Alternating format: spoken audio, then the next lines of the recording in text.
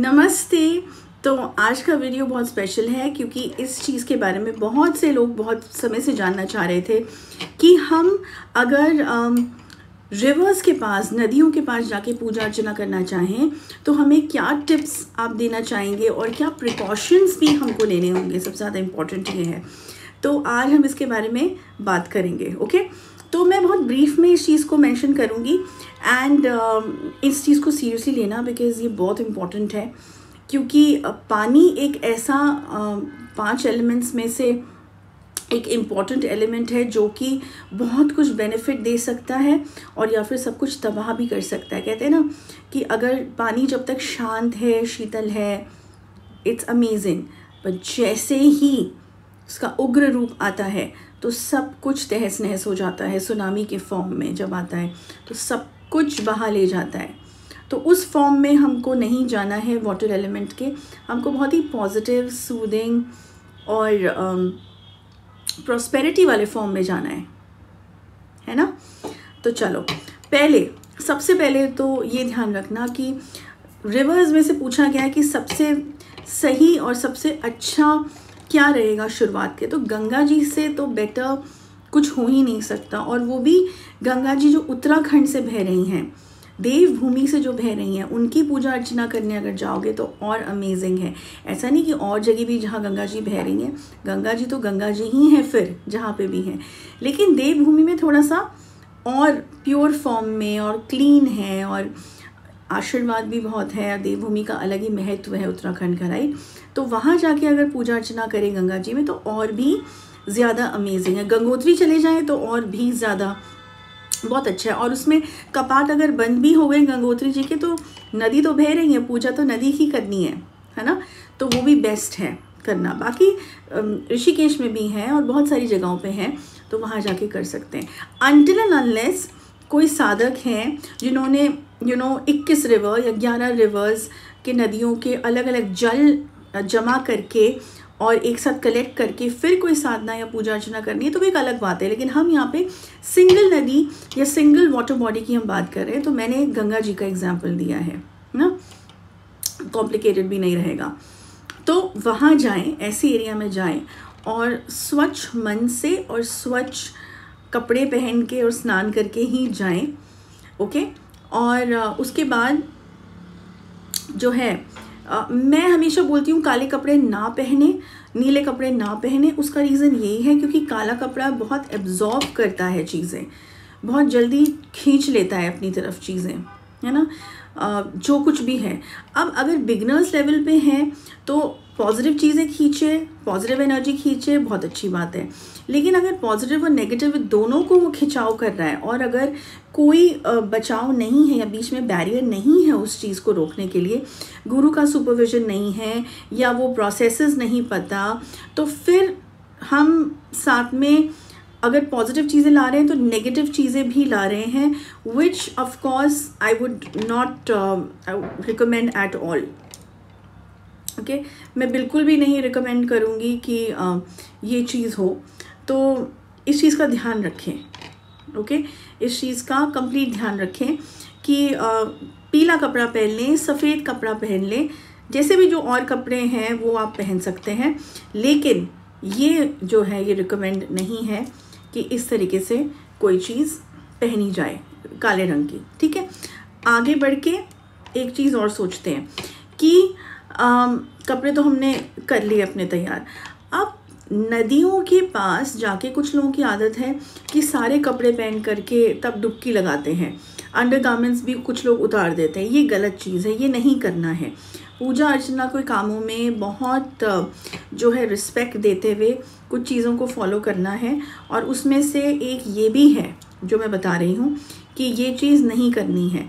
कुछ ना कुछ अपने अंडरगारमेंट्स ज़रूर पहन के रखें। और विमेन को मैं बिल्कुल रिकमेंड करूँगी कि ऐसा नहीं है कि सिर्फ साड़ी लपेट ली एंड डुबकी लगा ली, नहीं, डोंट डू दैट। क्योंकि उसके पीछे एक और रीज़न है कि कई केसेस हमारे पास ऐसे आए हैं, स्पेशली विमेन से रिलेटेड तो बहुत आए हैं, जिसमें उन्होंने अपने जब वस्त्र को निकाल के तब सिर्फ साड़ी लपेट के जब पूजा अर्चना करने की कोशिश की है।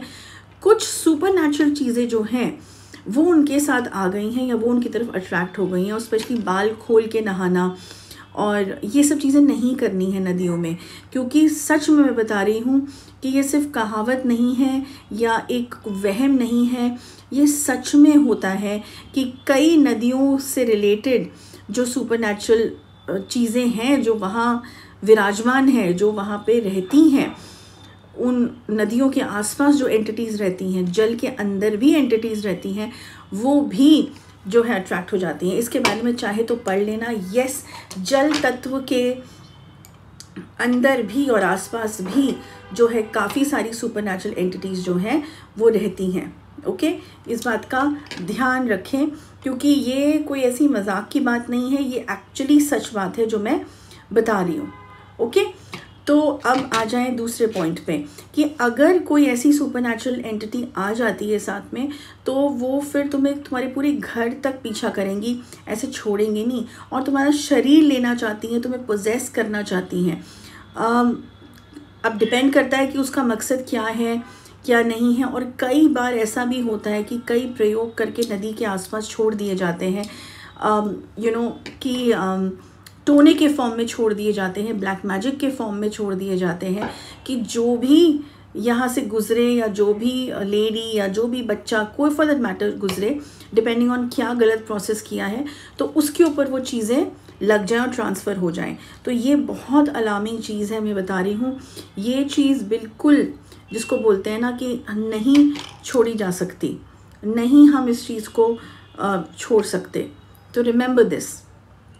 ओके, दूसरा मतलब और आगे बढ़ते हुए कि हमेशा ध्यान रखें सूर्य अस्त होने के बाद नदी के पास जाके पूजा अर्चना नहीं करनी है। मैं गंगा जी की आरती के बारे में बात नहीं कर रही हूँ, जहाँ बहुत लोग हैं और हर शाम सूर्यास्त के पास आरती होती है, नहीं, मैं बात कर रही हूँ अलग से मंत्र साधना या तंत्र साधना या फॉर दैट मैटर पूजा अर्चना करना। या कई बार सिर्फ लड़के या फ्रेंड्स शर्त लगाते हैं कि चलो मैं जब चांद निकल आएगा तो तब मैं नदी के पास बैठूंगा, मुझे तो कुछ नहीं होगा। कई बार ऐसे शर्त भी लगाते हैं। ये सब ना करें, क्योंकि तुम अंदाज़ा नहीं लगा सकते गाइस कि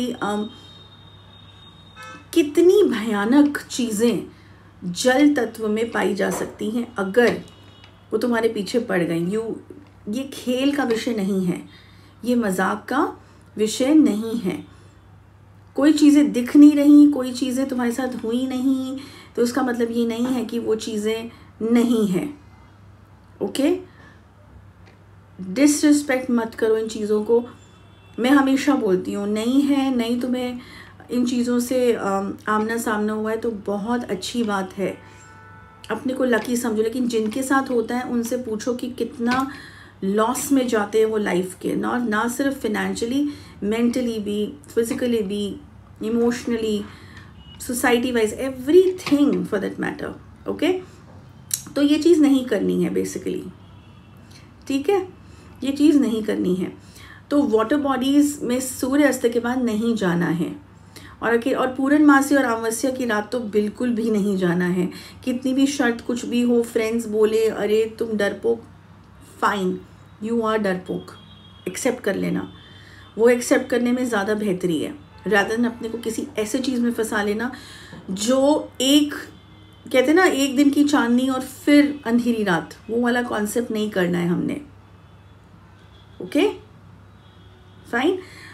और ये चीज़ें ध्यान में रखना। और अगर किसी को ऐसा लगता है कि हम गए थे नदी के तट पे और उसके बाद हमारे लाइफ में कुछ चीज़ें बदलने लगी हैं नेगेटिव फॉर्म में, तो ये ज़रूर चेक कराएं, क्योंकि जैसे मैंने कहा कि बहुत डेंजरस कुछ एलिमेंट्स होते हैं, एंटिटीज़ होती हैं सुपरनैचुरल जो आसपास रिवर बेल्ट के रहती हैं। ओके, तो वो साथ में आ भी जाती हैं तुम्हारी लाइफ में, तुम्हारे घर तक, और ऐसे छोड़ती नहीं है। तो ये याद रखना इस बात को। ओके, तो ये कुछ चीज़ें हैं जो प्रिकॉशंस लेने हैं और टिप्स मैंने बताई हैं। और ऑफ कोर्स पानी को जो है शीतल जल को थोड़ा कलेक्ट करके भी अपने घर में लाएं, गंगा जी को लेके आएँ और पूजा अर्चना करके लेके आएँ। तो ये सब चीज़ें हैं, अगर हम ये करेंगे तो वाटर एलिमेंट हमारा इन्हांस होगा, बेटर होगा। और ये कुछ टिप्स भी हैं जो टिप्स और प्रिकॉशन दोनों ये मैंने बहुत सीधे तरीके से मर्ज कर दिए हैं, बहुत बेसिक लेवल पे। ठीक है, आई होप ये वीडियो काम आएगी उन लोगों को जिन्होंने ये क्वेश्चन पूछा था। एंड नेक्स्ट वीक मैं एक और इम्पॉर्टेंट टॉपिक लेके आऊँगी। तब तक के लिए गुड बाय एंड जय माँ काली।